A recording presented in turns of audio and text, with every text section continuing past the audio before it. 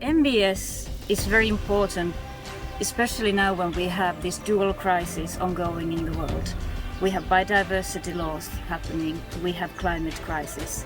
So nature can provide an answer, a solution to protect people from climate change, but also, enhance the biodiversity locally.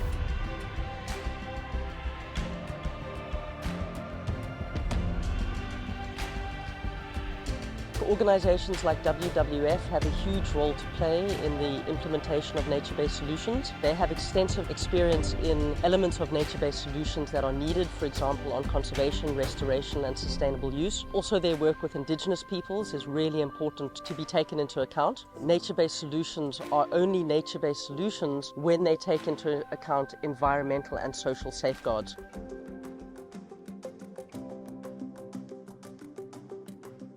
Why our focus on nature-based solutions? We appreciate as a continent that we are highly ravaged.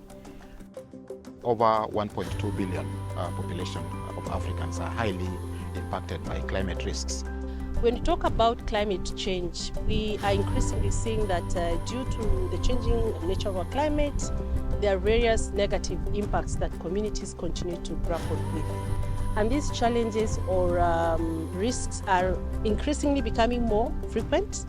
They are bigger in terms of intensity, but more importantly, even new and cyclic in that sense. So communities are suffering more and more negative climate impacts. Mozambique, I would say, is one of the most prone countries to the climate change related events. Nature-based solutions is a very important solution to deal with that. We are aware that our protected areas are facing quite a number of challenges. For example, because of climate change, we are getting to see more invasive species taking over some sections of the park, and these need to be actively managed. The second is around encroachment of the protected areas because of lack of productive soils by the peripheral communities, and there's a lot of advancement into the protected area. So we need to be working with the local communities as well. We are looking at flooding, we are looking at flash flooding, we are looking at drought, we are looking at coastal erosion, and we are looking at aspects of precipitation and how the vulnerable communities, especially people who are living in abject poverty, people who are living and depending on the natural resources, how this impacts on their livelihoods.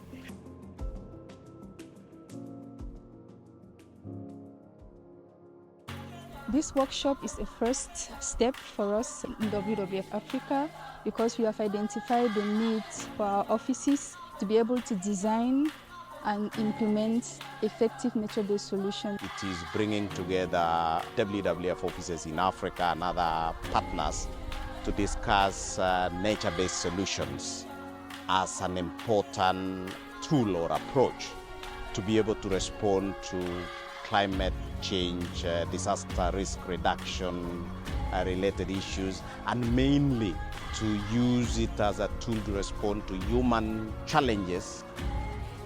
It's the first WWF Africa workshop focusing on NbS of its kind, and it's bringing together NbS practitioners and experts across the whole continent. We have 12 different countries represented here and a number of external partners as well.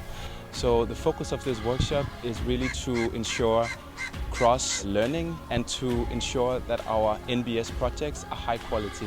It's central to our strategy. We have an Africa strategy through 2025. It addresses kind of our critical climate solutions, but also impacts a variety of our other kind of key priority areas, whether that's ranging from species conservation work to sustainable landscapes. And it also opens up opportunities in green finance and in sustainable investment across the region. As part of the hub work is how to make synergies between all adaptation initiative projects that are happening in Africa, an opportunity as well for a cross-learning and coordination among us Africa, where we can bring us together to achieve this tangible and transformative work around adaptation and building the resilience of people and ecosystems. Due to the floods some years back, we saw that there was water logging. Mangroves started dying, where now we are engaging in the restoration of the cocoa. here at Mangrove. WWF, through their project of 20 benefits, is really supporting restoration of mangroves using locally led community initiatives, of course together with us, Carefree, which will produce technologies which are vital for restoration and conservation of mangroves. You know, it has to begin with this country-wide strategic plan for WWF Cameroon. We think that the learnings from this workshop, if we can be able to capture them, articulate them well, that will form a good basis for our NbS work. These 3-4 days, I've learned something new, that we should be open to even bring on board other stakeholders who are thinking differently the way we do. This workshop helped me a lot to understand how we can work with nature to reduce this risk and disaster. And we are also looking on how we can build stronger partnerships to be able to enhance our overall collaboration on climate change adaptation and nature-based solutions, because we cannot work and implement all of these solutions in silo. We need to work together. Thanks to the support of the Ministry of Affairs of Finland, that is currently supporting the work of the hub in Africa, that we really supporting us, making sure that we build this strong relationship between climate, nature and people.